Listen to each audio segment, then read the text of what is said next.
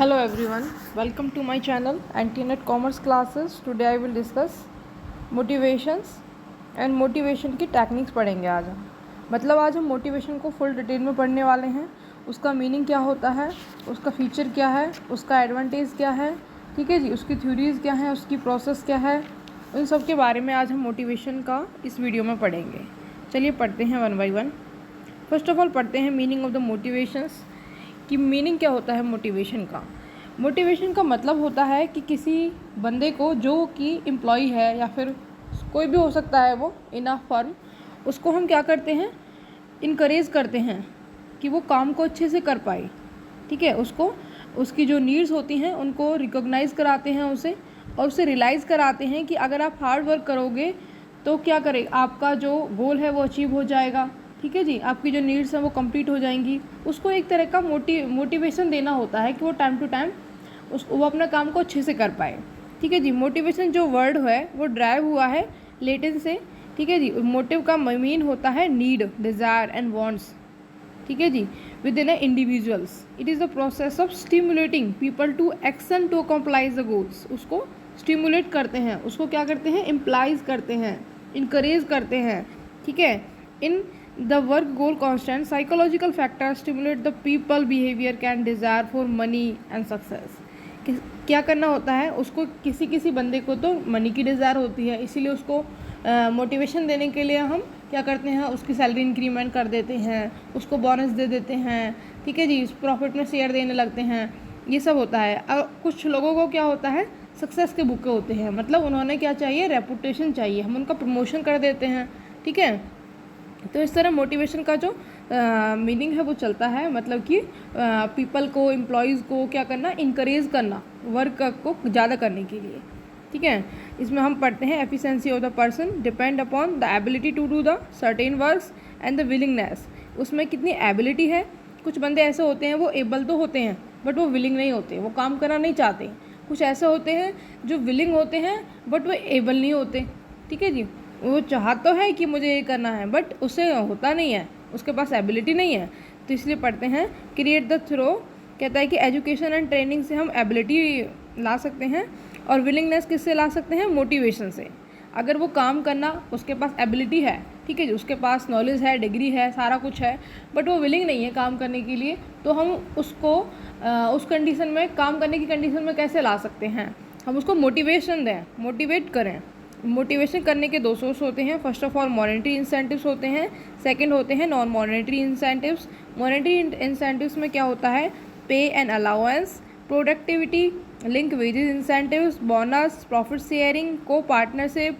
ठीक है जी, कुछ stock options, retirement benefits and perquisites दे सकते हैं हम उससे, जिससे उसको मोटिवेशन मिलती है।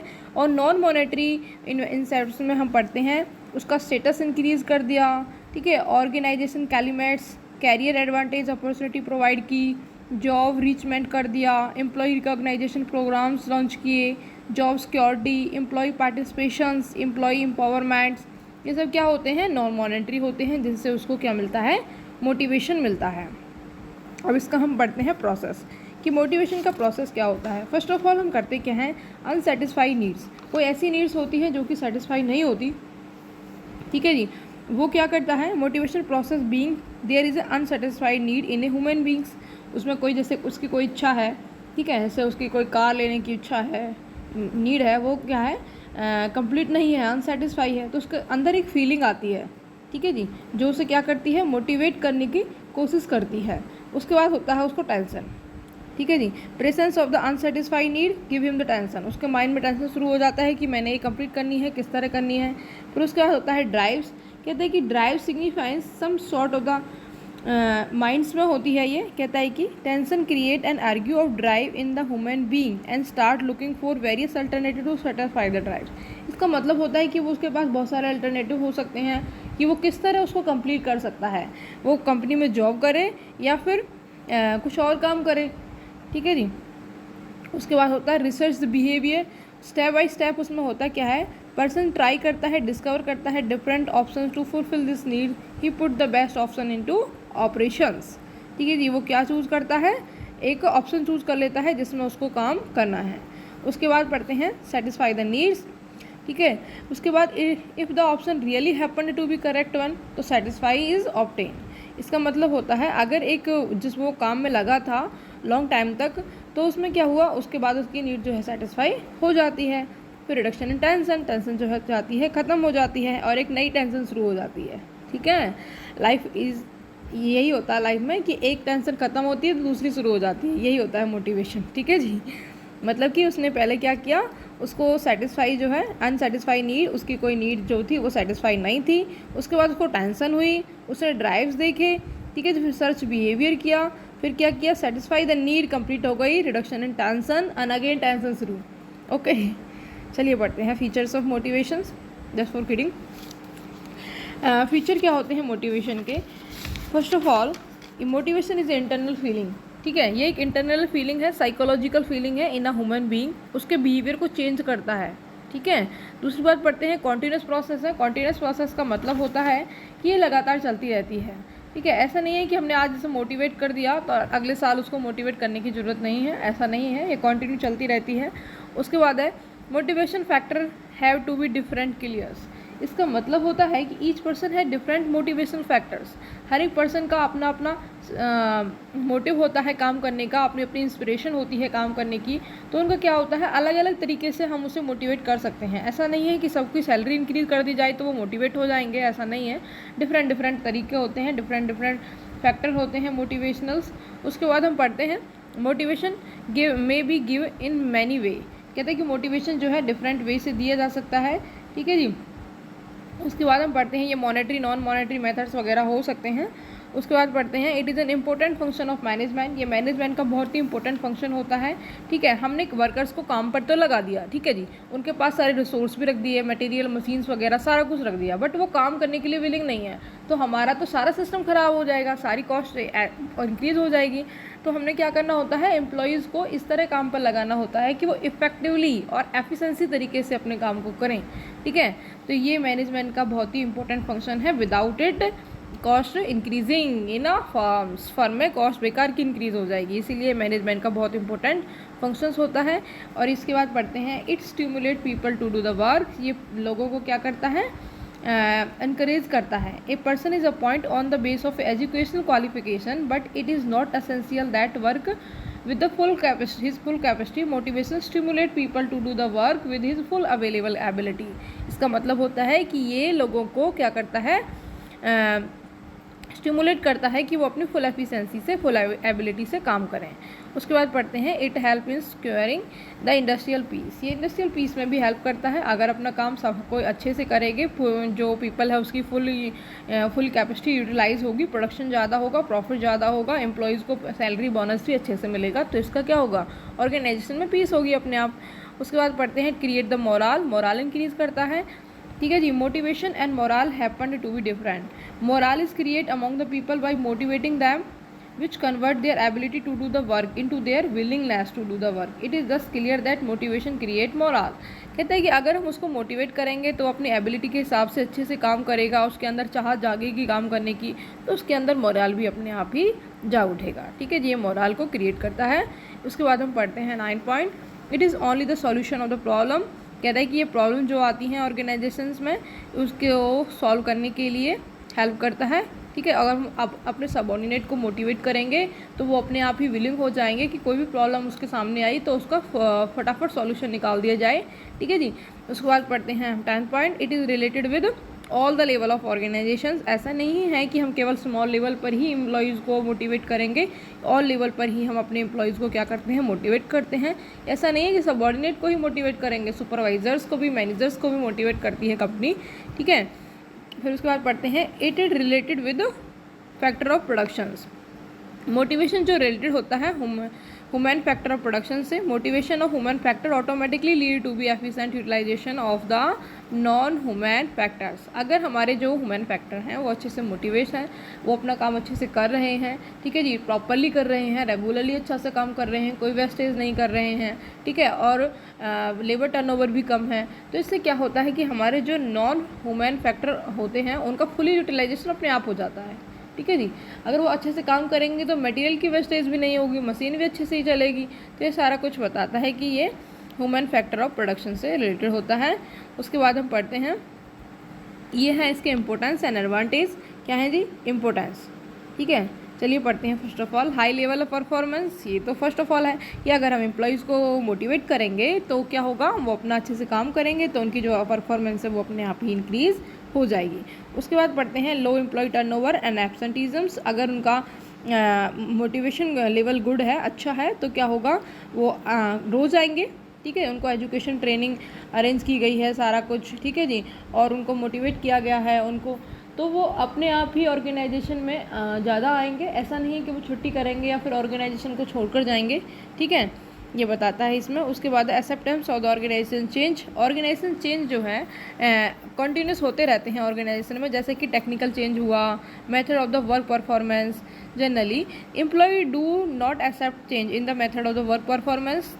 ठीक है जी, मोस्टली जो एम्प्लॉय होते हैं वो एक्सेप्ट नहीं करते हैं चेंज को, but change can necessary become necessary keeping in view of the demand of the time के अनुसार हमने अपना जो चेंज है वो ज़रूर करना है ऑर्गेनाइजेशन में। This change can be acceptable only through the motivations. हम मोटिवेशन से ही इस चेंज को एक्सेप्ट करा सकते हैं इन एम्प्लॉयज़।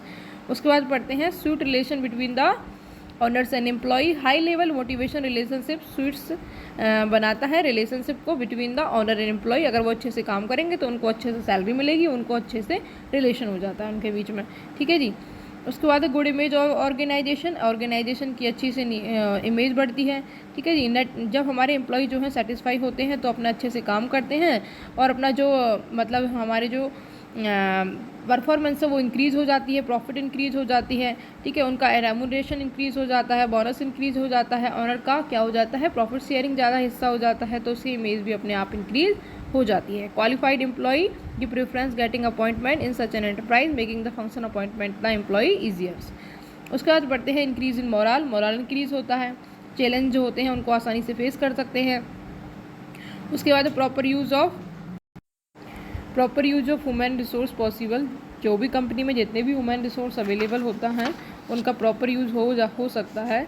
क्यों हो सकता है? क्योंकि वो भी अपना काम अच्छे से कर रहे होते हैं और जितनी भी मशीनरी वगैरह हैं सबका अच्छे से यूज़ कर रहे होते हैं। ठीक है जी, तो ये कह रहे हैं कि success and failure of the enterprise depend upon the proper use of the source. It proper use can be made with the help of various type of motivations. Motivated employee work at their full capability. ठीक है जी, इसके बाद हम पढ़ते हैं helpful achieving the goals. गोल को achieve करने में हेल्प करता है। Building the good relation between the employees and honours. उनके बीच में क्या हो जाता है, गुड रिलेशन हो जाता है, क्योंकि एम्प्लॉय की जो नीड होती हैं वो सेटिस्फाई हो जाती हैं, वो अच्छा बिहेवियर करते हैं। ठीक है जी, उनके बीच क्या कॉर्पोरेट करने की जो फीलिंग है वो आ जाती है एक दूसरे को, वो कॉन्फ्लिक्ट नहीं करते हैं। ठीक है, जिनकी वर्क परफॉर्मेंस जो होती है वो क्या होती है, इंक्रीज़ होती है। उसके बाद पढ़ते हैं मेन पॉइंट्स। इसमें हम थ्योरी पढ़ते हैं, theory of the motivations. Motivation की बहुत सारी थ्योरीज होती हैं जिसने मास्लो ने दी। ठीक है जी, और हर्ट्ज़बर्ग ने दी motivation hygiene theory, MC George ने एक्स एंड वाई थ्योरी दी। ठीक है, इसमें हम पढ़ते हैं बहुत सारी थ्योरीज जो कि बहुत इंपॉर्टेंट है। चलिए पढ़ते हैं। फर्स्ट ऑफ ऑल थ्योरीज़ को दो पार्ट्स में डिवाइड किया गया है, एक तो है ट्रेडिशनल थ्योरी, दूसरी है मॉडर्न थ्योरी। ट्रेडिशनल थ्योरी में हमने पढ़ा fear and punishment theory and reward theory पढ़ेंगे and carrot and stick theory, ये है ट्रेडिशनल थ्योरी। उसके बाद हम पढ़ेंगे मॉडर्न थ्योरी। मॉडर्न थ्योरी में हम पढ़ेंगे मास्लो की नीड हायरार्की थ्योरी थी, हर्ट्ज़बर्ग की मोटिवेशन हाइजीन थ्योरी थी। ठीक है जी, उसके बाद MC जॉर्ज की क्या थी, एक्स एंड वाई थ्योरी, ओची की Z theory, ERG theory, expectancy theory, stay की एडम स्मिथ थ्योरी और MC केलन नीड थ्योरी, इस सबको हम पढ़ेंगे। ये बहुत ही इंपॉर्टेंट है रिलेटेड टू UGC। आपको पूछ लिया जाएगा कई बार कि जो जेड थ्योरी का फीचर दे दिया जाएगा और पूछ लिया जाएगा, या फिर एक्स एंड वाई थ्योरी के बारे में। अब इसमें हम पढ़ते हैं ट्रेडिशनल थ्योरी। ट्रेडिशनल थ्योरी में पढ़ते हैं फियर एंड पनिशमेंट थ्योरी। ठीक है जी, इसमें होता क्या था कि वर्कर्स की जो वीकनेस थी वो फाइंड आउट की जाती थी। ठीक है जी, इसके अकॉर्डिंग क्या होता था, वीकनेस जैसे कि उसका जॉब को छोड़ जाने का, अगर वो काम अच्छे से नहीं करेगा तो क्या होगा, उसको जॉब छोड़ कर जानी पड़ेगी, तो उसकी जो नीड है वो फुलफ़िल नहीं होंगी, उनको मनी नहीं मिलेगी। ठीक है जी, इसमें वे बताता है कि the need of the subordinate are their weakness, they are want to collect money to fulfil their needs. ठीक है, इसमें उसकी वीकनेस को फाइंड आउट किया जाता है कि अगर वो काम अच्छे से नहीं करेगा या फिर फुल कैपेसिटी से अपने काम को नहीं करेगा तो उसको ऑर्गेनाइजेशन से क्या कर दिया जाएगा, निकाल दिया जाएगा। ठीक है जी, तो इसीलिए वो अपनी फुल कैपेसिटी को यूज़ करते हैं। और कुछ स्कॉलर्स मानते हैं कि जो फियर एंड पनिशमेंट थ्योरी है ये मोटिवेशन का बहुत अच्छा फैक्टर है, कुछ मानते हैं कि नहीं है। ठीक है, इसका क्रिटिसिज्म पढ़ते हैं कि even today there is some scholars who support this theory. They think that the principle of motivation can cook work performance, but this principle is not appropriate in the changing circumstance. When the labor union have come into existence, the worker have become conscious. ठीक है जी, most of the scholars feel that the constant threat of the fear weakens the efficiency of employees and the workers. कहते हैं कुछ मानते हैं कि ये जो ये फियर एंड पनिशमेंट है ये अच्छा नहीं है, ये उनकी जो एफिशिएंसी है उसको डिक्रीज़ करता है। बट कुछ कहते हैं कि हाँ ये सही है, but according to change the circumstance, जैसे कि हमारा जो सर्कमस्टांस चेंज हो रहा है उसके हिसाब से ये फिट नहीं होती है। उसके बाद पढ़ते हैं utility. This theory was useful only when the worker are weak and source of the employment were scarce and labour union are not in to come existence. कब ये सक्सेसफुल है, जब लेबर यूनियन नहीं है। ठीक है जी, और जो सोर्स ऑफ एम्प्लॉयमेंट है वो बहुत ही कम है। ठीक है, और वर्कर जो हैं उनके कुछ वीकनेसेस हैं, तभी हम इसको फॉलो कर सकते हैं, अदरवाइज नहीं कर सकते हैं। उसके बाद पढ़ते हैं रिवॉर्ड थ्योरी। रिवॉर्ड थ्योरी एक ऐसी थ्योरी थी जिसमें क्या होता था, अपने जो एम्प्लॉयज़ थे उनको रिवॉर्ड देकर या फिर मोर रेमुनरेशन देकर हम उनको क्या करते थे, मोटिवेट करते थे। इसमें क्या है, जो मोटिवेशन है वो रिलेटेड है रेमुनरेशन से, जितना हम उसे रेमुनरेशन देंगे उतना ही वो मोटिवेट हो जाएगा। ठीक है जी, कहते हैं कि men work only to increase the financial profit, उसका अगर उसके फाइनेंशियल प्रॉफिट इंक्रीज़ हो जाते हैं तो ज़्यादा वर्क करेगा। More remuneration will result in more work. In the other word, if the remuneration is related to the amount of work, subordinate will put more and hard work. अगर उसका ज़्यादा salary है, वेजेस है, तो वो ज़्यादा काम करेगा, अदरवाइज नहीं करेगा।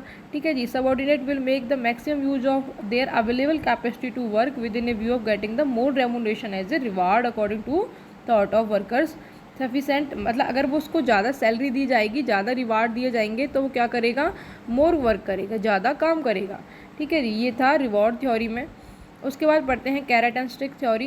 ये एक ऐसी थ्योरी थी जिसमें हम क्या करते हैं, जिसमें उसको बोनस भी दिया जाता था और पनिशमेंट भी दी जाती थी। ठीक है जी, according to this theory the employees जो होते हैं शुड रिवार्ड एंड पनिश, उनको रिवार्ड भी दिया जाता है, पनिशमेंट भी दिया जाता है अकॉर्डिंग टू देयर एफिशिएंसी। अगर उनको स्टैंडर्ड वर्क दिया गया, अगर किसी एम्प्लॉय ने अपने स्टैंडर्ड वर्क से ज़्यादा कर लिया या फिर स्टैंडर्ड वर्क के बराबर कर लिया, तो उसको क्या मिलता है, रिवार्ड मिलता है। ठीक है जी, रिवार्ड मिलता है। अगर वो अपने नॉर्मल वर्क से कम काम कर पाता है तो उसको पनिशमेंट दी जाती है। According to this theory, more remunerations than normal will be give only when the minimum work conditions are satisfy. अगर उसने मिनिमम वर्क जो कंडीशन है वो सेटिस्फाई कर दी, तो उसको क्या मिलेगा, रिवार्ड मिलेगा। Many researchers give their opinion in favour of this theory. According to them the implementation of simultaneously policy of reward and punishment employee can be motivate. कहते हैं कि कुछ स्कॉलर्स जो हैं इसको क्या करते हैं, इसके पक्ष में है, वो बोलते हैं कि फेवर में है कि अगर हम रिवार्ड एंड पनिशमेंट जो हमारी थ्योरी है उसको अप्लाई करेंगे तो हमारा वर्क परफॉर्मेंस इंक्रीज़ होगा, एम्प्लॉय को मोटिवेट कर सकते हैं। कुछ क्रिटिसिज्म पढ़ते हैं इसके। According to the some scholars of the motivation done according to this theory is not successful. कुछ मानते हैं कि इसके थ्रू सक्सेसफुल नहीं है हमारा मोटिवेशन का प्रोसेस।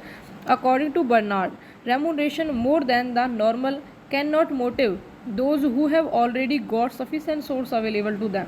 कह रहे कि बर्नार्ड बताते हैं कि अगर हम रेमुनरेशन को इंक्रीज़ कर देते हैं तो इस थ्योरी में बताया गया है कि उसका मोटिवेशन इंक्रीज़ हो जाएगा। बट कुछ कंडीशन जो ऐसी होती है, कुछ एम्प्लॉय ऐसे होते हैं जिनके सफिशेंट रिसोर्स हैं उसके पास, उनका सैलरी इंक्रीज़ करने से उन पर कोई इफेक्ट नहीं आता, तो ये वहाँ काम नहीं करती है।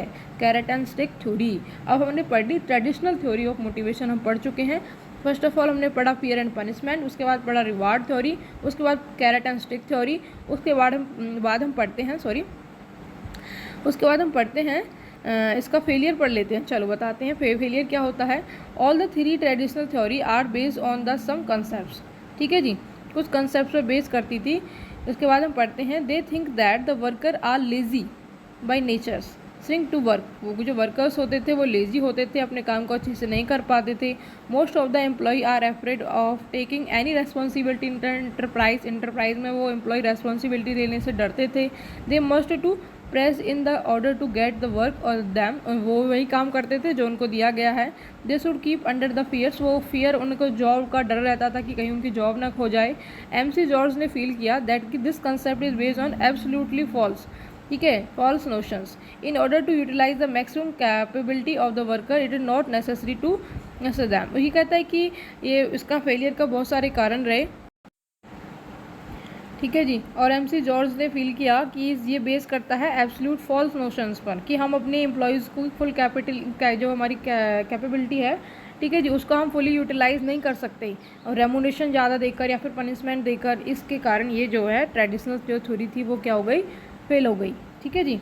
उसके बाद हम पढ़ते हैं modern theory of motivations. Modern theory में मैंने आपको बताया था हम पढ़ेंगे मास्लो थ्योरी, ठीक है जी, बहुत सारी थ्योरीज पढ़ेंगे। Modern theory is absolutely different from the traditional theory. Traditional theory are based on the concept of giving work out of the employee under the threat and fear and pressures because they are thought, जो employee होते हैं वो lazy होते हैं, ठीक है जी। जो हमारी ट्रेडिशनल थ्योरी थी उसमें हम क्या सोचते थे कि एम्प्लॉय जो होते हैं वो लेज़ी होते हैं, वो काम करना नहीं चाहते, उनसे ज़बरदस्ती काम कराया जाता है। बट हमारी जो मॉडर्न थ्योरी है उसका ये सोचना है कि जो एम्प्लॉय होते हैं वो मोटिवेट होते हैं by giving them more responsibility and more authorities. अगर हम उसको ज़्यादा रेस्पॉन्सिबिलिटी अथॉरिटी देंगे तो ज़्यादा काम करेंगे, ठीक है जी। इसका मतलब होता है कि जो अननेसेसरी प्रेशर होता है एम्प्लॉयज़ को उसको हम रिमूव करना होता था।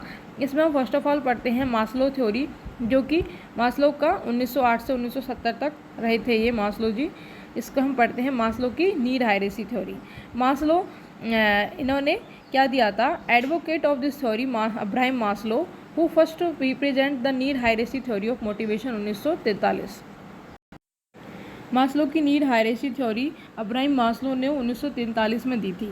मास्लो ने डेवलप किया था मोटिवेशन थ्योरी को, ठीक है जी। ये बेस करता था चेन सीक्वेंस ऑफ नीड्स, कि हमारी जो नीड है वो किस तरह चलती हैं, एक जो ह्यूमन बींग है वो अपनी नीड्स को कैसे सेटिस्फाई करता है, कैसे नहीं करता है। इसने नीड्स को 5 पार्ट्स में डिवाइड किया था, ठीक है जी, on the base of priority के बेस पर।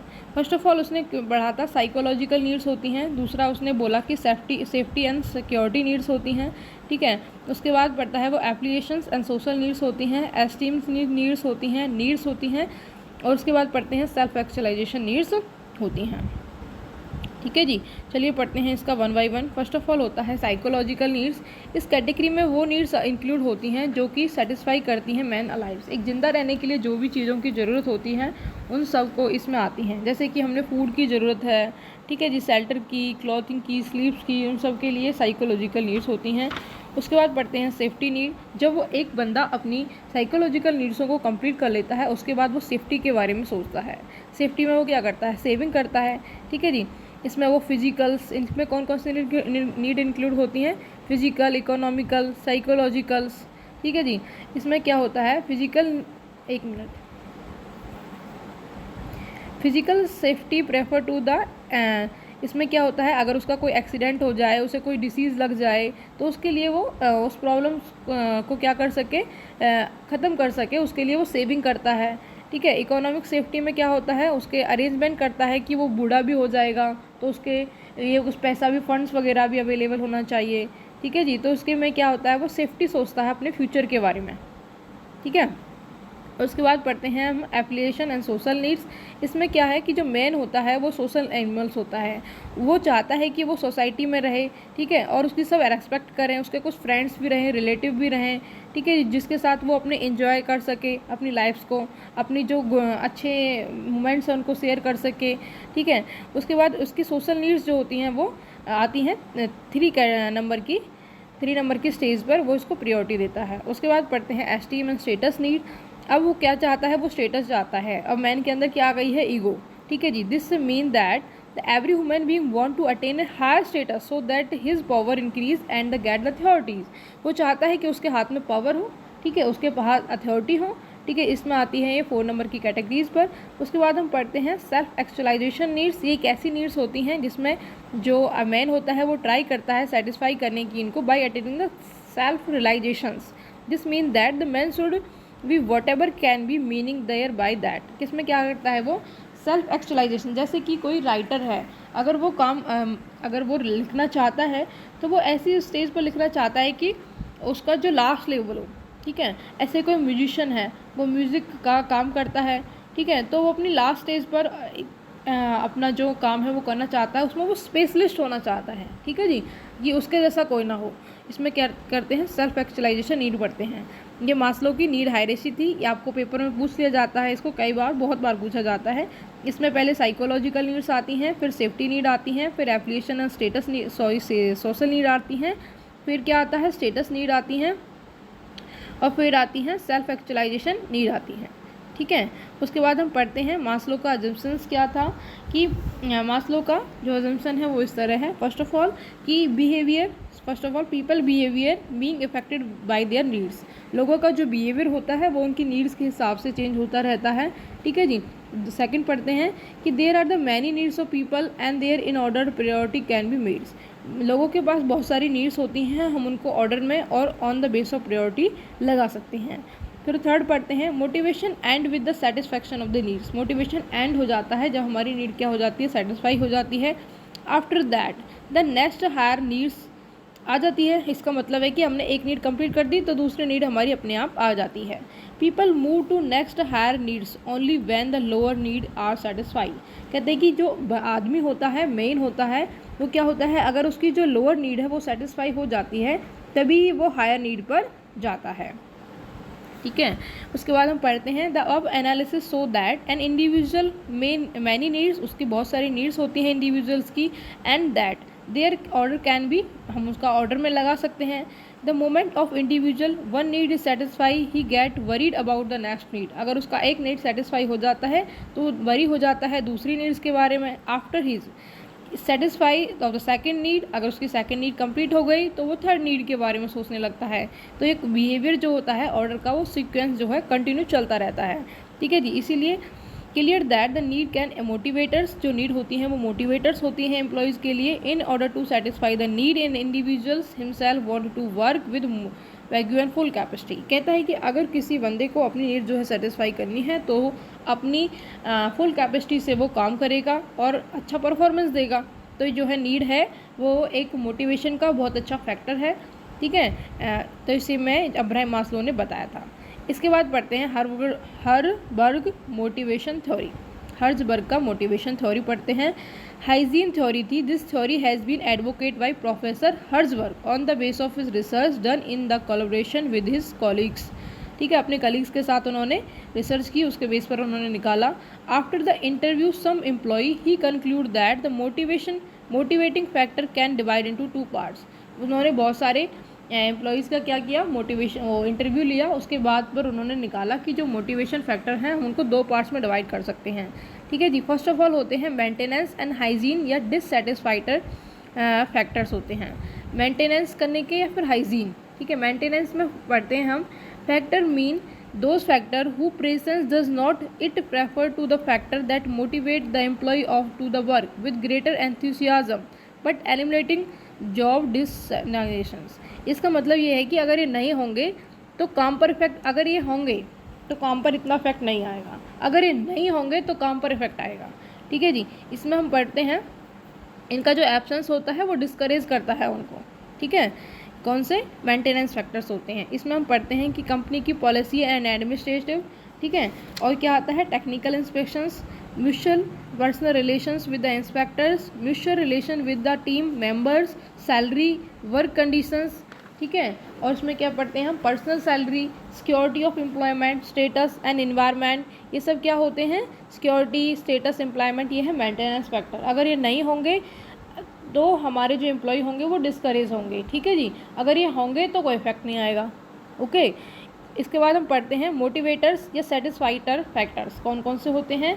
मोटिवेटर फैक्टर्स कौन कौन से होते हैं, ये होते हैं achievement, recognisations, advancement, job itself, ठीक है जी, opportunity for growth, responsibility, job recognisation, job itself, ये सब क्या होते हैं हमारे मोटिवेटर्स फैक्टर्स होते हैं। Achievements, advancement, opportunity, job itself, ठीक है, responsibilities, job growth for opportunities, ये सब क्या होते हैं हमारे मोटिवेटर्स फैक्टर्स होते हैं।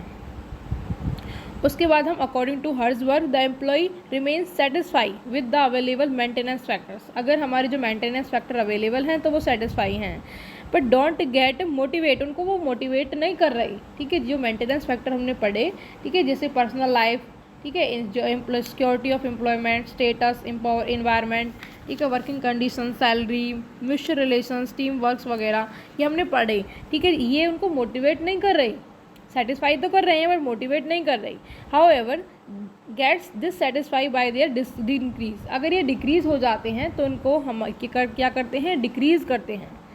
For example, if an employ is taken out of working group, he like in place in another working groups, his enthusiasm will decline, while an additional person of the same type in the same group will not boost its enthusiasm. In the other hand, motivation factor directly affect the enthusiasm of the employee. It means that any addition in them increase their enthusiasm, any decrease lessens it. For example, employee of some department who declare the best workers on the base of efficiency, he will make him work with the greater efficiency. इसका मतलब है कि इसका conclusion वही निकल के आया कि जो मेंटेनेंस फैक्टर होते हैं वो सेटिस्फाई तो करते हैं बट मोटिवेट नहीं करते हैं। अगर वो नहीं होंगे तो वो क्या करेंगे, डीमोटिवेट ज़रूर कर देंगे। ठीक है, डिक्रीज ज़रूर कर देंगे। चलिए इसका क्रिटिसिज्म पढ़ लेते हैं। फर्स्ट ऑफ ऑल इसमें हम पढ़ते हैं, पहला पॉइंट पढ़ते हैं कि जो मेंटेनेंस फैक्टर्स होते हैं वो पॉइंट आउट किसने किए थे, हर्ज़बर्ग ने, are not appropriate in all the situations. Criticism में तो इसका बुरा ही करेंगे। ठीक है जी। उसके बाद कहता है कि सारी जो सिचुएशन है उसमें अप्रोप्रिएट नहीं होते। उसके बाद पढ़ते हैं जो कैटेगरीज हैं ऑफ डिससेटिस्फाइटर एंड सेटिस्फाइटर की, नॉट प्रैक्टिकल, वो प्रैक्टिकल नहीं है। उसके बाद थर्ड पढ़ते हैं, कहता है कि this theory has made by the relationship between motivation and satisfaction very simple when it is not so. कहता है कि मोटिवेशन और सेटिस्फैक्शन फैक्टर्स में बहुत ही सिंपल रिलेशन बताती है, जो कि ऐसा पॉसिबल नहीं है। In short, it can be said that along with the satisfier and dissatisfier also increase the enthusiasm of the employees. ठीक है जी। कहता है कि हम शॉर्ट्स में कह सकते हैं कि जो सेटिस्फाइटर्स होते हैं और डिससेटिस्फाइटर्स होते हैं इंक्रीज करते हैं एंथुसियाज्म ऑफ द एम्प्लॉयज़ का। इसका क्रिटिसिज्म किया था। चलिए पढ़ते हैं, कंपैरिजन पढ़ते हैं, मास्लो का need hierarchy theory and Herzberg motivation hygiene factors. First of all Maslow का नीड हायरार्की थ्योरी पढ़ते हैं। इसमें क्या था, जो लो हायरार्की नीड थी वो कौन सी थी, साइकोलॉजिकल, सेफ्टी एंड सोशल। ठीक है, इसमें क्या था, फिर टॉप हायरार्की नीड कौन थी, एस्टीम, स्टेटस, ठीक है, और सेल्फ एक्चुअलाइजेशन था। इसमें क्या था, हर्ज़बर्ग का मोटिवेशन हाइजीन फैक्टर। इसमें क्या है, हाइजीन फैक्टर्स और मोटिवेटिंग फैक्टर। हाइजीन फैक्टर कौन कौन से थे, इन्वायरमेंट, स्टेटस, सेफ्टी, एम्प्लॉयमेंट की, personal life, working condition, salary, ठीक है, mutual relation with the other teams, mutual relation with the inspectors, technical inspection, company policy and administration. ये सब क्या था, हमारा हाइजीन फैक्टर थे। उसके बाद हम मोटिवेशन फैक्टर्स कौन से थे, responsibility, opportunity for growth, job itself, advancement, recognisation and achievements. ठीक है जी, इस तरह था। उसके बाद हम पढ़ते हैं MC George X and Y theory. ठीक है, ये बहुत ही ट्रेडिशनल कंसेप्ट पर बेस करती है जो एक्स थ्योरी है, और जो वाई थ्योरी है वो किस पर बेस करती है, मॉडर्न कंसेप्ट पर। ये तो सोचते हैं कि एम्प्लॉय जो होते हैं लेज़ी होते हैं, उनका काम करने का कोई दिल नहीं होता, उन्होंने ज़बरदस्ती काम कराना होता है उनसे। और वाई जो होते हैं, वाई थ्योरी जो वो सोचती है कि मॉडर्न है, जो एम्प्लॉय है वो रेस्पॉन्सिबिलिटी लेना चाहते हैं, अथॉरिटी लेना चाहते हैं, वो काम करने के इच्छुक होते हैं, विलिंग होते हैं। ठीक है जी। चलिए पढ़ते हैं ट्रेडिशनल थ्योरी ऑफ एक्स। इसमें क्या होता है, ये कामचोर होते हैं। ठीक है, थिंकर्स होते हैं, मतलब कामचोर होते हैं, उन्होंने काम करने का बिल्कुल भी दिल नहीं होता, वे रेस्पॉन्सिबिलिटी लेने से डरते हैं।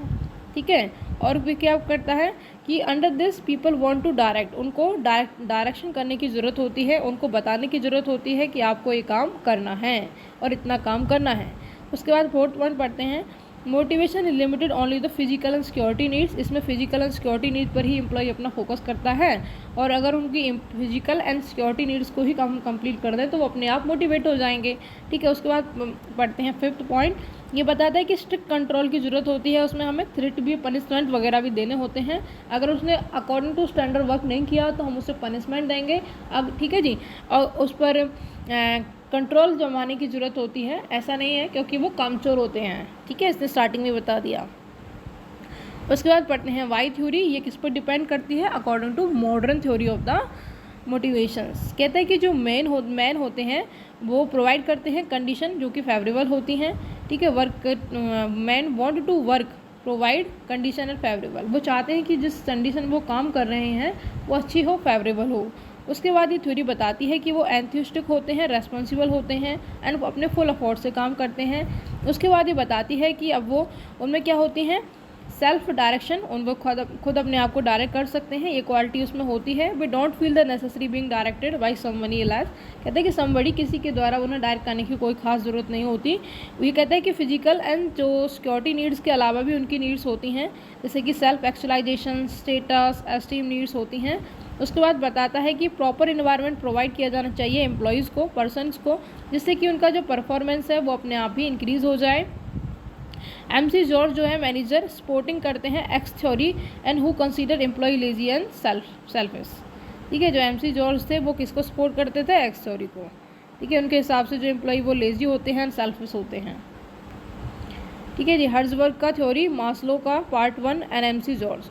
इसमें क्या था, फर्स्ट ऑफ ऑल इसने self actualisation and esteem and status need, ये टॉप हायरेसी नीड थी, ठीक है। और मोटिवेशन फैक्टर इसके क्या थे, achievements, recognisation, advancement, job itself, opportunity for growth and responsibility.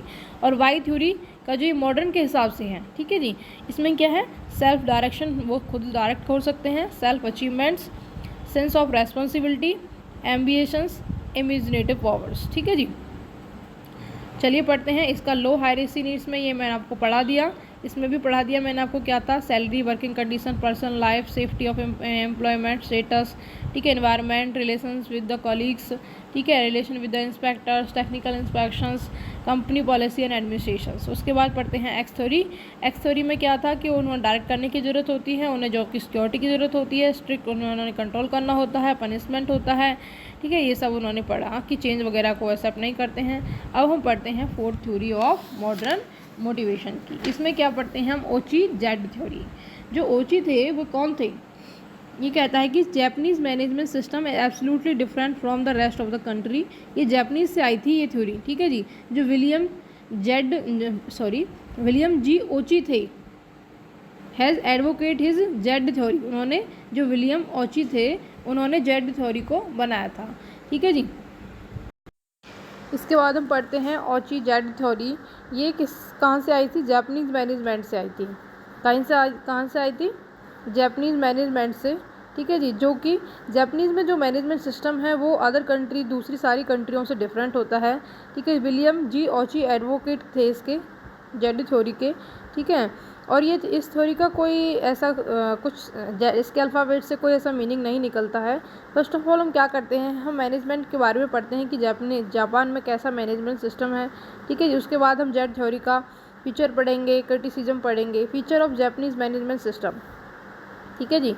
First of all है planning. Planning is the first element of the functions of management, Japanese management system. In the Japan process planning take into considers the following points more particularly. कहते हैं कि इस planning में हम क्या याद रखते हैं जापानीज़ मैनेजमेंट सिस्टम में। First of all more attention is paid long term object पर, हम ये ज़्यादा फोकस करते हैं।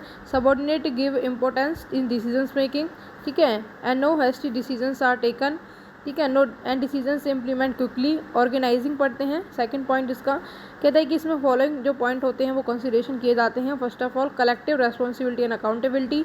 इनफॉर्मल ऑर्गेनाइजेशंस को ज़्यादा प्रेफर करते हैं ये, ठीक है जी। फॉर्मल तो होता है बट इनफॉर्मल को ज़्यादा प्रेफर करते हैं। Change in organisation with collective consultations, अगर हमने ऑर्गेनाइजेशन में कोई चेंज करना है तो हम कलेक्टिवली कंसल्ट कर ही कोई ऑर्गेनाइजेशन में चेंज करेंगे।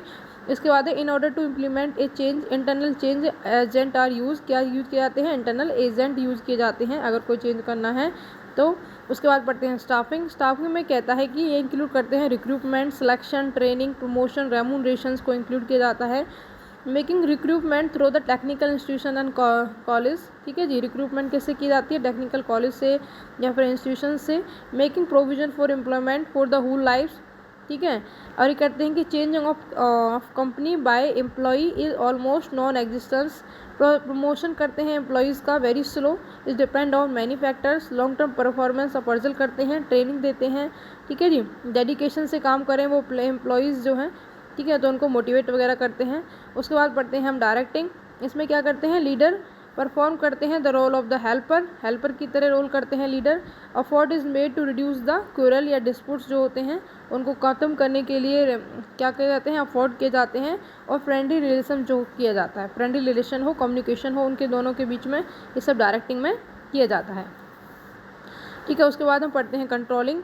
ये जो क्या होता है, जापानीज़ में क्या होता था, more attention importance to qualities पर क्लोज कंट्रोल होता है, कलेक्टिव कंट्रोल होता है in place of individual controls. इसके बाद फीचर पढ़ते हैं इन्वॉल्वमेंट ऑफ एम्प्लॉय। कोई भी डिसीजन लेते हैं तो हम एम्प्लॉय को क्या करते हैं, इन्वॉल्वमेंट करते हैं, उनसे कंसल्ट करते हैं। बट ऐसा नहीं होता कि सारे डिसीजन पर ही एम्प्लॉय को इन्वॉल्व किया जाता है। कुछ पर वे केवल उनके डिसीजंस, कुछ पर क्या किया जाता है, केवल कंसल्ट किया जाता है उनके साथ। कुछ पर उन पर को कह दिया जाता है कि आप डिसीजन ले सकते हैं। ठीक है जी, जो मोस्ट इंपॉर्टेंट डिसीजंस होते हैं वो सारा मैनेजर ही लेते हैं। ठीक है जी, केवल उनसे क्या किया जाता है, कंसल्ट किया जाता है। मतलब कि उनको हम इन्वॉल्व करते हैं डिसीजन मेकिंग प्रोसेस में, ताकि हमारा जो डिसीजन आए वो साउंड आए। ठीक है जी, उसके बाद है कि इनफॉर्मल पर ज़्यादा जोर देते हैं, फॉर्मल तो बन जाते हैं। ये कहते हैं कि अगर इनफॉर्मल होगा तो वे एक टीम की तरह काम करेंगे। जैसे कि बास्केटबॉल के प्लेयर्स होते हैं, वो एज अ टीम काम करते हैं तो वो अच्छे से काम कर पाते हैं, इसीलिए ये इनफॉर्मल ऑर्गेनाइजेशन स्ट्रक्चर पर ज़्यादा जोर देते हैं। उसके बाद हम पढ़ते हैं ये ट्रस्ट, एक्चुअलाइज द ट्रस्ट। अगर जेड थ्योरी के अकॉर्डिंग क्या होता है, जितने भी हमारे प्रेजेंस होते हैं, मतलब कि पार्टीज़ होती हैं, जितने एम्प्लॉय होते हैं, मैनेजर्स होते हैं, वर्किंग ग्रुप्स होते हैं, सुपरवाइजर होते हैं, ठीक है, उनके बीच में क्या होता है, कॉन्फिडेंस होता है, मतलब उनके बीच में ट्रस्ट होता है, जैसे कि उनके बीच में डिस्प्यूट नहीं होता और वो अच्छे से काम कर पाते हैं। Actualise strong relation between the organisation and employ. Organisation and employ के बीच स्ट्रॉन्ग रिलेशन होता है, जैसे कि उसका जो स्टेबिलिटी होती है ऑर्गेनाइजेशन की वो अच्छी होती है। और क्या होता है, फॉलोइंग मेथड टू सजेस्ट किए जाते हैं to develop the strong relations. किसके थ्रू हम स्ट्रॉन्ग रिलेशन बना सकते हैं ऑर्गेनाइजेशन और एम्प्लॉयज़ के बीच में, उनको इम्पोर्टेंस दी जाए। मतलब to give the employment for the whole life, उसको सारी ज़िंदगी के लिए उन्हें एम्प्लॉयमेंट दिया जाए। ठीक है, share holder should be ready to accept less profit, even losses भी एक्सेप्ट कर पाए शेयर होल्डर्स। ठीक है, allow the promotion at the slow speeds, उनका प्रमोशन किया जाए। एंड फोर्थ पॉइंट पढ़ते हैं to allow the change department of employees and horizontal levels. ठीक है जी, क्रिटिसिज्म पढ़ते हैं lack requirement of efficiency of for participants.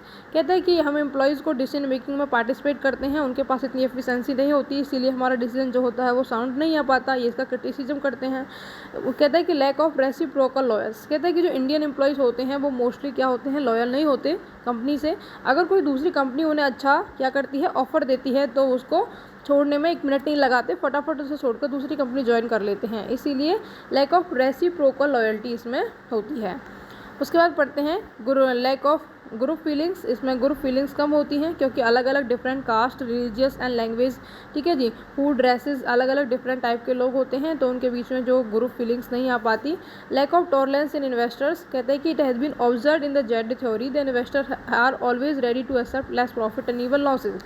Z theory में बताया गया कि जो इन्वेस्टर है वो लॉस को भी एक्सेप्ट कर लेगा, ठीक है, अगर प्रॉफिट भी नहीं हुआ था। बट इस रियल लाइफ में ऐसा क्या होता है कि इन्वेस्टर्स जो है, ऐसा पॉसिबल नहीं है कि वो इतना चेंज कर पाए। It mean that investors don't change companies and time again, they wait for the long time for the success of the company. In India में क्या होता है, इन्वेस्टर्स में इतनी सहनशीलता नहीं होती, इतनी टॉलरेंस नहीं होती कि वो ये वेट करे कि हाँ जब ये प्रॉफिट करे आएगी कंपनी तब तक मैं इसका वेट करूँ। वो ऐसा नहीं करता, फटाफट अपनी इन्वेस्टमेंट बेचकर दूसरी कंपनी में लगा देता है। इसीलिए इंडियन जो इन्वेस्टर्स होते हैं उनमें क्या होता है, lack of tolerance in investors होती है। ठीक है जी, उसके बाद कहता है कि informal organization can not be work independently. जो इनफॉर्मल ऑर्गेनाइजेशन है वो इंडिपेंडेंटली वर्क नहीं करेगा क्योंकि उनके बीच में रिलेशंस होते हैं। ठीक है, जो फॉर्मल ऑर्गेनाइजेशन है वो ही इंडिपेंडेंटली काम कर सकता है। ठीक है, उसके बाद कहता है कि हॉरिजॉन्टल मूवमेंट रिडक्शन स्पेशलाइजेशंस। ठीक है, कहता है कि सेकंड थ्योरी, जो सेकंड नहीं जेड थ्योरी है, जेड थ्योरी जो एडवोकेट करती है कि there should be horizontal movement of employ in different developments. ठीक है, it in this done employ would not be able to expert any field. से कहता है कि हम हॉरिजॉन्टली मूव कर सकते हैं एम्प्लॉयज़ को एक से दूसरी जगह पर, दूसरी से तीसरी जगह पर, बट ऐसा नहीं होता कि ये फर्स्ट वाली फील्ड से जाने वाला एम्प्लॉय दूसरी वाली फील्ड में ज़्यादा मतलब एक्सपर्ट होगा अगर हम फर्स्ट फील्ड से सेकंड फील्ड में भेज देते हैं। तो ये ऐसा तो पॉसिबल नहीं है ना, जो पहला वाला जा रहा है एम्प्लॉय वो दूसरी फील्ड में भी एक्सपर्ट होगा, या दूसरा वाला आ रहा है इसमें तो वो जिसमें एक्सपर्ट होगा। तो इसीलिए हॉरिजॉन्टल जो है रिड्यूस करता है स्पेशलाइजेशन को। ठीक है, उसके बाद हम पढ़ते हैं ERG थ्योरी। ठीक है, ये किसने दी थी, एल्डर फर ने दी थी। एल्डरफर्ड ने दी थी। इन्होंने क्या बताया था कि जो हमारी मोटिवेशन है उनको हम डिवाइड कर सकते हैं 3 कैटेगरीज में। First of all existence needs, related needs and growth needs. ठीक है जी। तो ये कहता है कि 3 लेटर्स में इसको कन्वर्ट किया था, तो ई से हो गया एग्जिस्टेंस, आर से हो गया रिलेटेडनेस और जी से हो गया ग्रोथ। ठीक है जी। ये जो मास्लो की नीड हायरार्की थ्योरी थी, हर्ट्जबर्ग की 2 फैक्टर थ्योरी मोटिवेशंस था। ठीक है। अल्फर्ड बताते हैं, इन्होंने अपनी कैटेगरीज को 3 कैटेगरीज में डिवाइड किया। अपनी जो मोटिवेशन था, फर्स्ट ऑफ ऑल उन्होंने किया कि इसने किया एग्जिस्टेंस में उन्होंने क्या किया कि एग्जिस्टेंस में वो सारी नीड्स आती हैं, एग्जिस्टेंस में वो सारी नीड्स आती हैं जो कि साइकोलॉजिकल एंड सेफ्टी से रिलेटेड होती हैं। ठीक है, जो कि हमारी अब्राहम मास्लो का लो लेवल का हायरार्की थी। उसके बाद है रिलेटेडनेस में मास्लो का सोशल नीड आता है। ठीक है। एंड ग्रोथ में क्या आता है, उनका सेल्फ एक्चुअलाइजेशन आता है। ठीक है, मतलब वो एक बड़े लेवल पर अपना काम करना चाहता है, ग्रोथ नीड्स। ठीक है। ERG जो था थ्योरी डिफरेंट है फ्रॉम द मास्लो से इन द फॉलोइंग वे। कहता है कि जो अल्फर्ड स्ट्रेस करते हैं, हायर नीड पर स्टेटेड, लोअर नीड जो होती हैं विल टर्न इनफ दो were already satisfied. On the other hand, Maslow feels that a need once met lost its power to motivate an individual. Maslow saw people steeply। ठीक है जी। एक दोनों का different था, ERG एंड मास्लो थ्योरी दोनों different थी। ठीक है जी। और ये जो अल्फर्ड का कंक्लूजन था, ये बताता है कि ये बहुत सारी नीड एक साथ चल सकती हैं। ठीक है, ये इसका कंक्लूजन है। उसके बाद हम पढ़ते हैं एक्सपेक्टेंसी थ्योरी। ये किसने दी थी?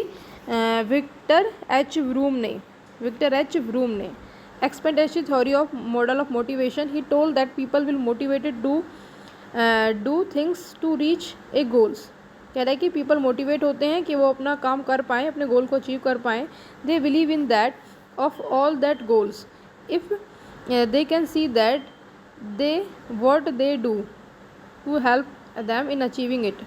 कहते हैं कि ये देखते हैं कि वो क्या कर सकते हैं, कि वो हेल्प कर सकते हैं कि वे अपना गोल अचीव कर पाएँ। इन the other word, people motivation toward doing anything is the result of the value. कहते हैं कि जो पीपल मोटिवेट होते हैं काम करने के लिए, इसमें क्या होता है, वैल्यू क्रिएट होती है। They place on the outcome of their effort. ठीक है। And the confidence they have that their effort will definitely help in achieving a goals. जो कॉन्फिडेंस होता है वो हेल्प करता है उनका कि वो गोल को अचीव कर पाएँ। ठीक है। Let us assume that one individual place high value to promotions and precise suppressed performance as instrument in achieving that goals। अगर कोई हाई वैल्यू है जिसकी, तो वो क्या करेगा, ज़्यादा काम करेगा अपने गोल्स को अचीव करने के लिए। According to the Vroom, this individual will be motivated toward the superior performance in order to achieving the promotions. ठीक है। उन्होंने एल्जेब्रिक परफॉर्मेंस दी। फर्स्ट ऑफ ऑल दिया उन्होंने किया फोर्स इजकल टू होता है वैलेंस। ठीक है, मल्टीप्लाई में एक्सपेक्टेंसी। ठीक है। फोर्स का मतलब होता है स्ट्रेंथ ऑफ ए पर्सन। क्या होता है? Strength of a person. दूसरी बात पर हम पढ़ते हैं, वायलेंस का मतलब होता है it indicate the strength of individual preference for an outcomes. उसकी स्ट्रेंथ इंडिविजुअल की कि वो अपने आउटकम को पा सके। एक्सपेक्टेंसी क्या बताता है कि it is a probability that a particular action will be lead to a desire. Particular actions के बारे में बताता है। ठीक है जी। उसके बाद हम पढ़ते हैं अबाउट द वायलेंस। कहते हैं कि जो वायलेंस का मतलब होता है प्रीफरेंस इम्पोर्टेंस। ठीक है, क्या होता है इसका? Importance and preference. ये बताता है कि जीरो वायलेंस हो सकता है, नेगेटिव वायलेंस हो सकता है और पॉजिटिव वायलेंस हो सकता है। पॉजिटिव वायलेंस का मतलब क्या होता है? इसका मतलब होता है individual is indifferent to achieving a certain goals, valence zero take place. Indifferent है वो। ठीक है जी। Strength of a person will be zero, उसकी जो मोटिवेशन स्ट्रेंथ है वो क्या है? जीरो है। और नेगेटिव वायलेंस का मतलब होता है पीपल प्रेफर करता है no attain the outcome. Negative valence take place no motivation, उसके भी अंदर कोई मोटिवेशन नहीं है। एंड पॉजिटिव वायलेंस का मतलब होता है, कहता है कि प्रेफर करता है not the attaining eight there will be positive violence. ठीक है, ये बताता है कि उसके अंदर क्या है? उसको पाने की चाहत है। ठीक है। पॉजिटिव बताता है कि attaining when an individual prefer attaining the outcome to not attaining it, there will be positive violence take place। ठीक है जी। मेरे को इसमें थोड़ा डाउट लग रहा है, ये पॉजिटिव वायलेंस जो है इसमें बताता है कि ये नॉट अटेनिंग, बट मेरे को लगता है कि अटेनिंग, ठीक है जी, क्योंकि नॉट अटेनिंग तो इसमें ही हो गया, नॉट अटेन टू आउटकम इस नेगेटिव वाले में, ठीक है जी। इसको आप थोड़ा चेक कर लेना, मेरे हिसाब से ये नॉट नहीं आएगा, बट बुक में दे रखा है नॉट, ठीक है। उसके बाद हम पढ़ते हैं Stacey Adam Smith theory.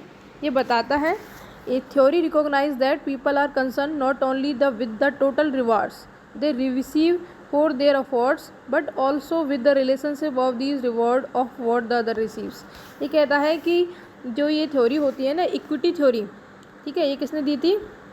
Stacey Adam ने दी थी। इसके हिसाब से जो लोग होते हैं अपनी वर्क परफॉर्मेंस को, अपने जो रिवॉर्ड होता है उसको कंपेयर करते हैं दूसरे लोगों से, ठीक है। जैसे एक एम्प्लॉयज़ के वर्कर थे, उनको ये काम करने के लिए रिवॉर्ड मिल रहा था कोई, तो उस रिवॉर्ड को वो दूसरे लोगों से कंपेयर करेंगे कि सेम काम दूसरे लोग भी कर रहे हैं तो उनको कितना रिवॉर्ड मिल रहा है, ठीक है जी। इसमें ये होता है, ठीक है जी, इसमें क्या होता है, यही होता है। In this theory recognise that work performance, क्या work performance and reward they get as a result of it people are concern not only with the rewards, ठीक है जी, with the other people get the purpose of growing. दूसरे people से भी क्या करते हैं, कंपेयर करते हैं कि क्या उन्होंने जितने अफोर्ड किए उसके हिसाब से जितनी उन्हें रिवॉर्ड मिले उतने दूसरे लोगों को भी क्या इतने ही मिल रहे हैं, क्या उनको ज़्यादा या कम मिल रहे हैं, ठीक है। इनके कह रहे हैं कि जे एडम के according to the Adam people always compare things this situation to the state of for equity. For example, if an employ he is getting more rewards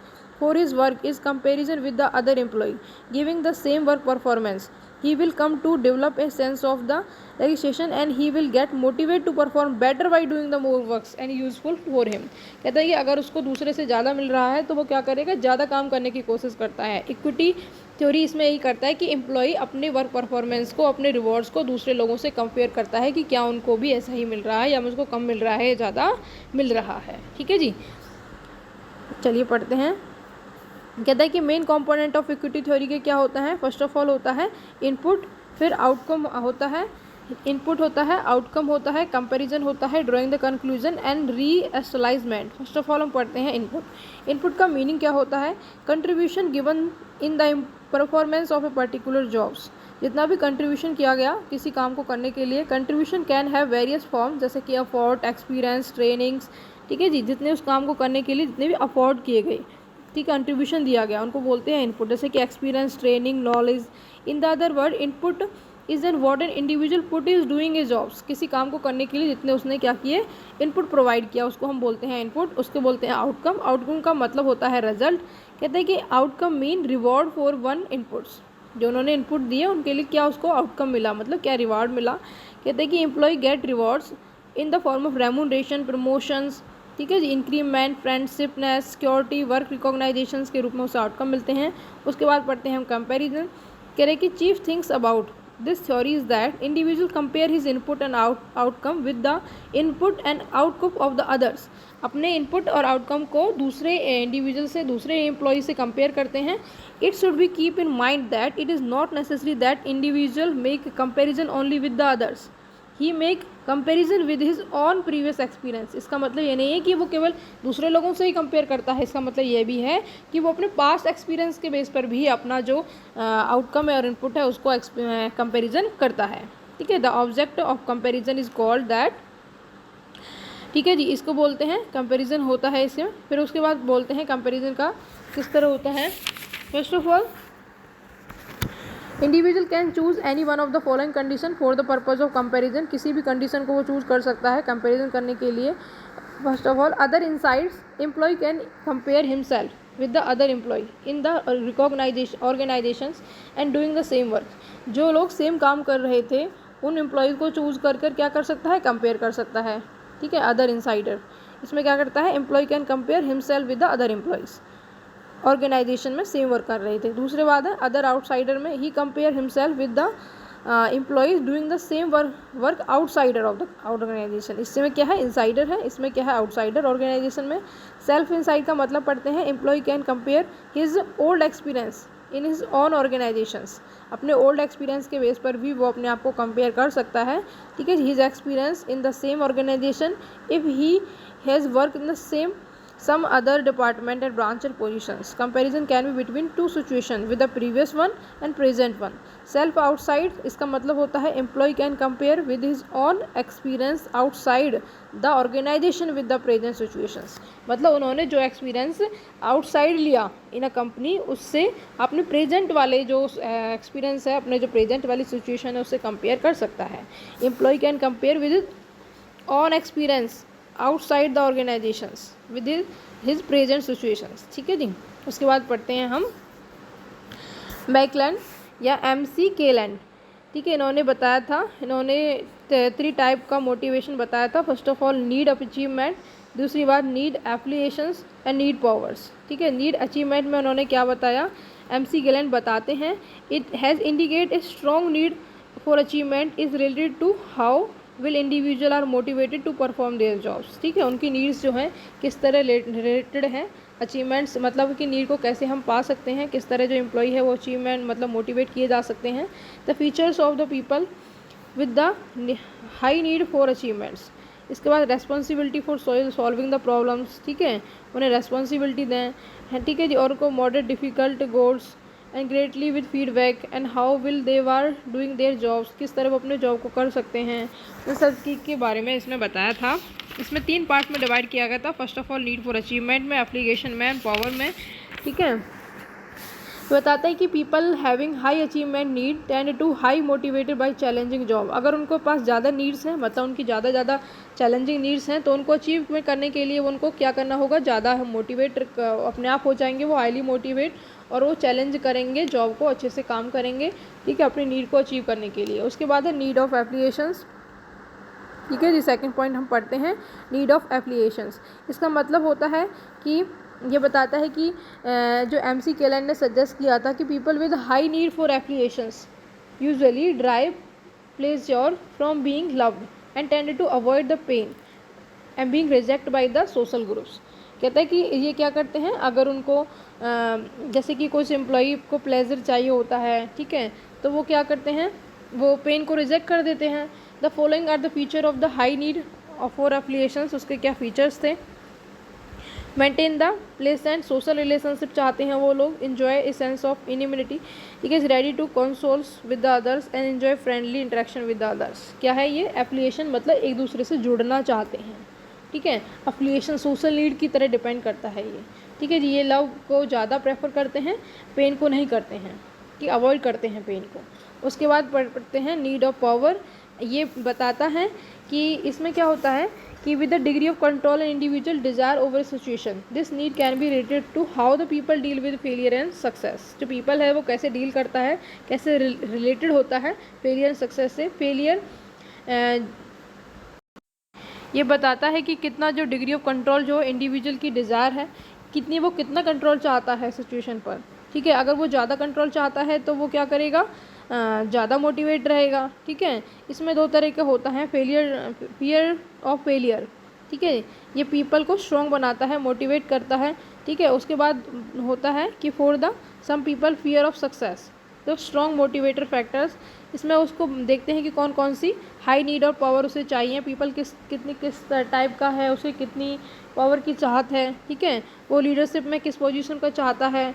ठीक है, और वो आउटस्पोकन या forceful, enjoy the teaching and public speaking में किस तरह अपना role जो है अदा करना चाहता है. जितनी उसकी नीड और पावर होंगी वो उतना ही ज़्यादा मोटिवेट होता रहेगा. ठीक है जी. उसके बाद हम पढ़ते हैं techniques of motivations. Positive and negative motivators होते हैं, इंडिविजुअल एंड ग्रुप मोटिवेटर्स होते हैं, और financial and non financial motivators होते हैं. ठीक है जी. और इंट्रिंसिक और एक्सट्रिंसिक मोटिवेटर्स होते हैं. फर्स्ट ऑफ ऑल हम पढ़ते हैं हमारा जो पॉजिटिव होता है. पॉजिटिव फैक्टर कौन से होते हैं, इसका मतलब होता है कि employee are motivated in respect of their work by offering them some economic and non economic incentives. हम उनको economic and non economic incentives देते हैं. ठीक है जी. Positive motivation is a process attempt to influence other to do their work through the possible to gain than rewards. उनको हम क्या देते हैं, रिवॉर्ड देते हैं, और ठीक है गेन देते हैं. इसका मतलब होता है उनको हम क्या करते हैं, अकॉर्डिंग टू फिलिपो के अनुसार the technique of motivation can B positive. वो कौन कौन सी पॉजिटिव, उनको हम इंफॉर्मेशन देते हैं. ठीक है जी. उनको सजेशन देते हैं. ठीक है जी. Personal interest in the subordinate, to arrange the competition from time to times, ठीक है, increase the salary and increase the का importance by giving the participant the management में उनका पार्टिसिपेशन कराना है, टू अरेंज द कॉम्पिटिशन्स, ठीक है जी। ये सब क्या होते हैं, पॉजिटिव होते हैं, ठीक है।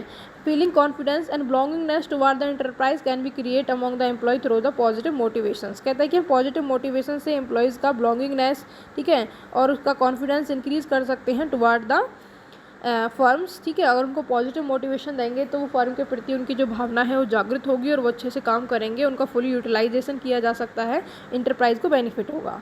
उसके बाद पढ़ते हैं नेगेटिव, मीन दैट, इसका मतलब होता है मैनेजर क्या करता है, थ्रीट देता है, पनिशमेंट देता है, फियर देता है, ठीक है जी, to get the work done according to their wish. अपने हिसाब से काम कराने के लिए उनको पनिशमेंट, थ्रीट या फियर वगैरह दिए जाते हैं।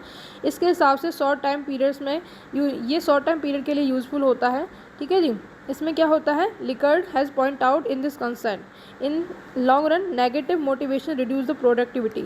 लिकर्ड बताते हैं कि अगर हम लॉन्ग रन में क्या देंगे, नेगेटिव मोटिवेशन देंगे तो हमारी प्रोडक्टिविटी को रिड्यूस कर देता है, ठीक है जी। उसके बाद ये following are the chief techniques और नेगेटिव मोटिवेशंस की। कहते हैं कि इग्नोरिंग करना, उनको ट्रीटिंग करना एज ए क्वेरिकली, ठीक है, treating, removal from the service, taking the penal actions, ठीक है, क्रिटिसाइजिंग करना, उस ये वगैरह वगैरह इसके होते हैं। फाइनेंशियल इंटेंसिव पढ़ते हैं जिनसे वो मोटिवेट होते हैं, मतलब उनको पैसा वगैरह मनी दिया जाता है। Financial are those incentive which are evaluate in term of money. Evaluation in term of money does not mean that all type of incentives should be in the form of money, but some facility can be provided in be evaluate in term of money। इसका मतलब ये नहीं कि evaluation in term of money की सारा का सारा money form में दिया जाएगा, कुछ शेयर्स वगैरह में भी दिया जा सकता है, ठीक है। एग्जांपल जैसे कि रेंट फ्री हाउस दिया सकता है, कार भी दी जा सकती है सर्वेंट को, ठीक है जी। इसमें हम इंक्लूड करते हैं फाइनेंशियल इंसेंटिव्स में क्या क्या आता है। यूजीसी से रिलेटेड बहुत ही इंपॉर्टेंट है। फर्स्ट ऑफ ऑल पे एंड अलाउंस, बोनस भी दिया जा सकता है, को पार्टनरशिप भी, स्टॉक ऑप्शन भी, प्रोडक्टिविटी लिंक, वेजेस इंसेंटिव्स भी, प्रॉफिट शेयरिंग, रिटायरमेंट बेनिफिट्स, ठीक है। एंड पे अलाउंस का मतलब पढ़ते हैं chief monetary incentives for every employees, ठीक है। सैलरी इंक्लूड बेसिक पे, ठीक है, dearness allowance and with other allowance the employee remain motivated with the annual increment in the pay allowance। इसमें क्या होता है, बेसिक सैलरी होता है उसका, डीए होता है और अदर अलाउंस इसमें इंक्लूड करते हैं जिससे उसको मोटिवेशन मिल सके। उसके बाद है productivity linked wages incentives. The employ can be motivate by the linking productivity with their salaries. अगर वो ज़्यादा प्रोडक्टिविटी से काम करेगा, ज़्यादा उसका कहते हैं नंबर ऑफ प्रोडक्शन ज़्यादा होगा उसका, तो उसको क्या करेंगे, उसकी सैलरी में इंक्रीज़ कर देंगे। इंक्रीज इन प्रोडक्टिविटी, उसकी सैलरी इंक्रीज हो जाएगी। कह रहा है कि bonus prefer to the payment of employ addition to their regular remuneration, ठीक है, which is paid reward for their good services. अगर उसको ज़्यादा काम करता है, वो अच्छे से काम करता है, तो उसकी बेसिक सैलरी से अलावा उसको कुछ बोनस दे दिया जाता है। बोनस हेल्प करता है, ठीक है जी, रिलेशनशिप बनाने में भी ऑनर एंड एम्प्लॉय के बीच में। This day the payment of bonus to the employ prevalent in almost all the industries, सारी इंडस्ट्रीज़ में ये फॉलो होता है, ठीक है जी। बोनस को दिया जा सकता है। There are the many reasons for giving the bonus such as the regular attend करे हुए ड्यूटी को, contribution high quality of production, contribution high yield of production, contribution lowering the wastage of minimum extents, ठीक है, इसको bonus वगैरह दे दिया जाता है। प्रॉफिट शेयरिंग में भी उसका हिस्सा दे दिया जाता है, ठीक है। और co partnership in fact it is develop, कहते हैं कि establishment industrial democracy worker in prefer to provide a share or participants in the management में उसको पार्टिसिपेंट किया जाता है। Under this plan employ in the capital of the employ provide their service of to the company and the organisation in addition to their are the partner in the equity capital. क्या है वो, partner हैं, ठीक है जी। इसमें होता क्या है कि जो एम्प्लॉय होते हैं वो मैनेजमेंट में पार्टिसिपेट करते हैं, ठीक है, अपना सजेशन वगैरह देते हैं और वो इक्विटी कैपिटल में भी अपना पार्टिसिपेट करते हैं, ठीक है। इसका मतलब होता है कि उनको शेयर भी मिलता है प्रॉफिट की तरह, ये फॉर्म ऑफ प्रॉफिट शेयरिंग की तरह ही होता है, ठीक है जी। इसको कहता है, इसमें जो equity share capital of the company में be issue to the employ in the two way, ठीक है जी। अपना जो इक्विटी कैपिटल है वो दो तरीके से दिया जा सकता है। First of on the base of on the cash base payment पर, या फिर in lieu of incentives, otherwise payable in cash, issue of shares वगैरह भी दे सकता है, ठीक है। उसके बाद फीचर पढ़ते हैं इसका, employ get dividend on the base of issue shares, ठीक है। Employ also participate in management in due of their share holdings, employ take the risk of getting the less no dividend at in all cases of companies losses. Companies loss में है तो company को क्या मिलेगा, employees को कुछ नहीं मिलेगा, रिस्क। ठीक है जी। उसके बाद रिटायरमेंट बेनिफिट्स वगैरह ये क्या हैं, फाइनेंशियल इंसेंटिव्स हैं। उसके बाद पढ़ते हैं नॉन फाइनेंशियल। नॉन फाइनेंशियल में क्या होता है कि उसको मनी वगैरह तो नहीं दिया जाता, बट उसको सिक्योरिटीज़ वगैरह दी जाती हैं। इसमें क्या होता है, स्टेटस, ठीक है, जिसको स्टेटस दिया जाता है कंपनी में, ठीक है, कि आपका ये अथॉरिटी है, आपकी ये रेस्पॉन्सिबिलिटी है, उसको फैसिलिटेट करते हैं। उसके बाद है ऑर्गेनाइजेशन कैलिमेट्स। इसका मतलब होता है इंडिविजुअल को फ्रीडम दी जाती है, receipt of the reward and importance of employees. Every जो पर्सन होता है एम्प्लॉयज़ में, वो चाहता है कि उसका एक बेटर कैलिमेट हो ऑर्गेनाइजेशन में जिसमें वो काम करता है, उसको ये मोटिवेशनल फैक्टर है। उसके बाद होता है एम्प्लॉय का कैरियर एडवांस अपॉर्चुनिटी दी जाती है, ठीक है। और उसके बाद होता है जॉब इनरिचमेंट। जॉब इनरिचमेंट का मतलब होता है increase the importance of the work, ठीक है। सर उसकी जो जॉब होती है उसका इम्पोर्टेंस बढ़ा देते हैं, जैसे कि उसको job should have authority, responsibility, wide scope of challenge, there are the should be need of higher knowledge and experience, opportunity for personal development should be available and there should be absolute freedom to take decisions. Employ feel proud to getting the such jobs. Job enrichment enhance the people interest in their works and they getting the start motivate automatically. इसका मतलब होता है उसकी job की importance बढ़ा दी जाती है, उसकी जॉब में क्या कर दिया जाता है, नॉलेज, एक्सपीरियंस वगैरह ज़्यादा होना चाहिए, ठीक है। और उसका जो अथॉरिटी है, रेस्पॉन्सिबिलिटी है, उसका स्कोप बढ़ा दिया जाता है, ठीक है। और उसका एब्सोल्यूट फ्रीडम होनी चाहिए उसे डिसीजन लेने की। एम्प्लॉयज़ को ऐसा फील होना चाहिए कि वो जिस काम को कर रहे हैं वो बहुत अच्छा काम है, तो इसमें जॉब इनरिचमेंट हो जाती है। एम्प्लॉय रिकॉग्नाइजेशन प्रोग्राम्स होता है, ठीक है। और क्या होता है इसमें, knowledge of the secret information, job rotation की जाती है, उसका एम्प्लॉय एम्पावरमेंट की जाती है, ठीक है। एम्प्लॉय एम्पावरमेंट में क्या होता है कि इसका मतलब होता है एम्प्लॉय को मोर फ्रीडम दी जाती है टू टेक द डिसीजंस लेने की, उसको ज़्यादा पावर दी जाती है कि वो अपने काम को अच्छे से कर पाए, ठीक है। यही होता है जॉब एम्पावरमेंट में। उसके बाद गारंटी फॉर द जस्टिस, ठीक है, फियरलेस एनवायरनमेंट दिया जाता है। इसमें मैंने आपको स्टेटस बता दिया, ऑर्गेनाइजेशन कैलिमेट बता दिया कि उसको अच्छा से ज़्यादा अच्छा बेटर जो है ऑर्गेनाइजेशन कैलिमेट दें जिसमें वो अच्छे से काम कर पाए, ठीक है। और कैरियर एडवांसमेंट अपॉर्चुनिटी, मतलब उसको क्या दें, हम उसको अपॉर्चुनिटी दें, ट्रेनिंग दें, एडवांसमेंट दें कि उसको ज़्यादा से ज़्यादा प्रमोशन किया जाए, ठीक है। उसके बाद जॉब इनरिचमेंट, उसकी जॉब का इंपॉर्टेंस बढ़ा दें, उसकी ज़्यादा मतलब हायर रेस्पॉन्सिबिलिटी, अथॉरिटीज़ वगैरह बढ़ा दें। रिकॉग्नाइजेशंस, एम्प्लॉय रिकॉग्निशन प्रोग्राम का मतलब होता है कि हर एक एम्प्लॉय की ये विश होती है क्या जो उसका important part of the organisations, कि वो एक इम्पोर्टेंट पार्ट बने ऑर्गेनाइजेशन का। It mean that he should have his on identity, उसकी एक आइडेंटिटी हो, ठीक है। He should appear in the, वो डिफरेंट प्लेस पर हो, ठीक है जी।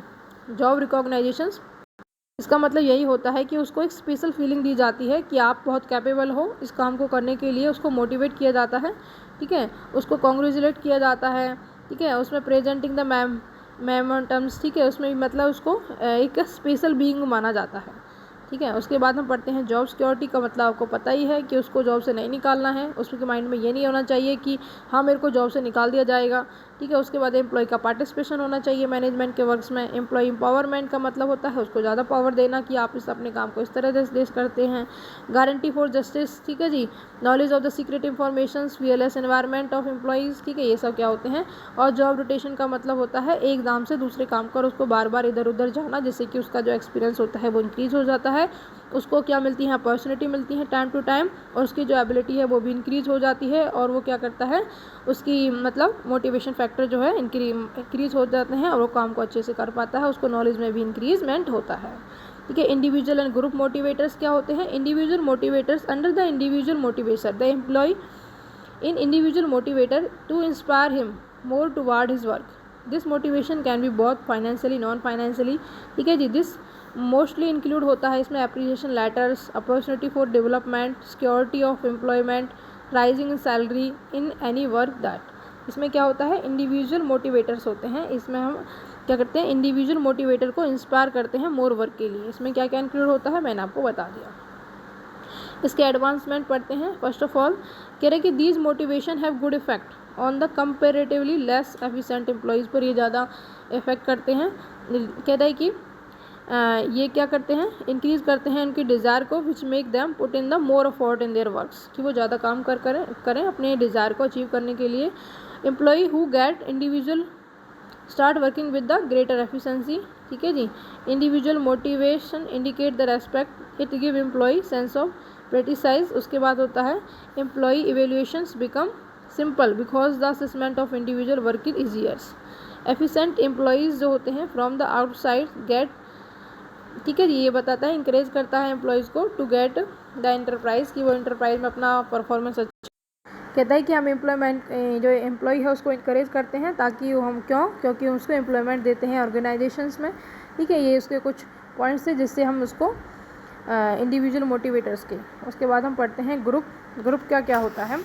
कहता है कि ग्रुप रिलेटेड होता है, किसी एक पर्सन से नहीं होता है, ये ग्रुप से रिलेटेड होता है, ठीक है। इसमें क्या होता है, जो motivation can also be financially as well as non financially भी हो सकता है। कहता है कि these include giving a particular part of profit of the enterprise for all the employees and awarding a shields trophy to the employ for some department for their efficiency and getting corporation of all the employees of a group in solution of the particular problems and distributing bonus employees. ये कहता है कि अगर कोई अच्छे से काम करता है, अगर कोई एम्प्लॉय का ग्रुप है, जो डिपार्टमेंट है जो अच्छे से काम करता है, उसको क्या देते हैं, हम प्राइज़ देते हैं, ठीक है जी। इसमें क्या होता है, एक पर्टिकुलर ग्रुप को दिया जाता है, ठीक है, बोनस देते हैं, ठीक है, और क्या देते हैं, उनका प्रॉब्लम को सॉल्व कर देते हैं तो उनको अवार्ड दी जाती हैं, ट्रॉफ़ी दी जाती हैं, ठीक है। ये सब क्या होता है, ग्रुप मोटिवेशन होता है कि ग्रुप को बेस पर दिए जाते हैं, ठीक है। इसका आप एडवांटेज पढ़ लेना। उसके बाद पढ़ते हैं इंट्रिंसिक और एक्सट्रिंसिक। एक्सट्रिंसिक होता क्या है, ये एक ऐसा मोटिवेशन होता है जिसमें एम्प्लॉय को, ये एक ऐसे मोटिवेशन फैक्टर होते हैं जो कि काम करते टाइम तो नहीं दिए जाते बट बाद में मिलते हैं। जैसे कि रिटायरमेंट के बाद एम्प्लॉयज़ को क्या मिलती है, उसको मतलब इसको एक रिटायरमेंट फ़ंड मिलता है, ठीक है, सैलरी मिलती है। ये सब क्या होता है, रिटायरमेंट के बाद मिलता है, अकॉर्डिंग टू जब वो ड्यूरिंग द वर्क नहीं मिलता, ठीक है जी। इसमें जो एम्प्लॉयर होता है वो एम्प्लॉय के वेलफेयर के लिए जब वो रिटायर हो जाता है उसके लिए फ़ंड बना कर रखता है, तो ये होता है एक्सट्रिंसिक मोटिवेटर्स। उसके बाद पढ़ते हैं इंट्रिंसिक क्या होता है। इसमें हम पढ़ते हैं, कहता है कि ये फैक्टर्स वो फैक्टर्स होते हैं in case the time of the their receipt by the employees and the effect on their efficiency happened on to be sames. इसका मतलब होता है those motivators in those case the time of their receipt by the employ, जो उसका receipt का time है और effect का टाइम जो है वो क्या होता है, सेम ही होता है एफिशिएंसी पर, ठीक है जी। मतलब ये क्या होता है, जिस टाइम ये मिलता है उसी टाइम पर इसका जो इफ़ेक्ट आता है, ठीक है। ये क्या था कि बाद में इफ़ेक्ट आता है, इसका है साथ साथ, ठीक है जी। चलिए आगे पढ़ते हैं। ये कहता है कि हर्डल इन मोटिवेशंस कॉस्टली एफर्ट होते हैं, turbulent making the employee, motivation is internal feeling है, ठीक है जी। अपोजिशन इन द चेंज को वो जल्दी ही एक्सेप्ट नहीं कर पाते हैं, ठीक है। इसके हर्डल हैं इन मोटिवेशंस में। उसके बाद हम पढ़ते हैं प्रिंसिपल ऑफ द मोटिवेशंस, ये इसके प्रिंसिपल्स हैं, ठीक है जी। प्रोडक्टिव, इसका मतलब होता है, प्रोडक्टिव का मतलब होता है कि हम मोटिवेशन से उनकी एफिशिएंसी इंक्रीज़ कर देते हैं जिससे कि उनका प्रोडक्टिव जो लेवल है वो इंक्रीज़ हो जाता है, ठीक है। उसके बाद पढ़ते हैं हम कॉम्पिटिटिव। इसका मतलब होता है कि हम मोटिवेशन से एम्प्लॉयज़ के बीच में क्या ला देते हैं, कंपटीशन ला देते हैं जिससे कि वो अपना अच्छे से अपना अफोर्ड करते हैं और अपना बेस्ट देना चाहते हैं, ठीक है जी। अपने प्रीडिटरमाइंड ऑब्जेक्ट को पाना चाहते हैं अपने बेस्ट वे में, ठीक है। उसके बाद हम पढ़ते हैं कॉम्प्रिहेंसिव। कहता है कि जो कॉम्प्रिहेंसिव का मतलब होता है कि ये बहुत ही फैला हुआ होता है। इसमें कॉम्प्रिहेंसिव को 2 पार्ट्स में डिवाइड किया गया है। फर्स्ट पार्ट वो होता है जिसमें ये एप्लीकेबल होता है ऑल द एम्प्लॉयज़ पर इक्वली रूप से, ठीक है जी। दूसरा होता है कि ये सिस्टम जो है सेटिस्फाई करता है all the top level and low hierarchy need of the employees को, ठीक है जी। उसके बाद होता है फ्लेक्सिबल होता है, इसको अकॉर्डिंग टू जैसे भी सिचुएशन में चेंज आया उसके ही उसको चेंज कर लेना, मतलब एक्सेप्ट कर लेना है। इजी अंडरस्टैंडेबल है, ठीक है जी। इंक्रीज द रेपुटेशंस, ठीक है। और कहता है कि रेगुलर मोटिवेशन होना चाहिए, based on the organization goals पर बेस करता है, रिलेटेड टू अफोर्ड से, ठीक है जी। इसमें अफोर्ड किए जाते हैं ताकि जो ऑर्गेनाइजेशन का गोल है वो आसानी से अचीव कर पाए और उसके लेस एक्सपेंसिव होता है, ठीक है। Thank you so much for watch the video. मैंने आपको मोटिवेशन कंप्लीट करा दिया, इसमें मैंने आपको बहुत सारे टॉपिक्स करा दिए, ठीक है जी। चलिए, thank you so much for watch the video. Please like and subscribe my channel, ठीक है। Thank you so much for watch the video. Thank you again and again.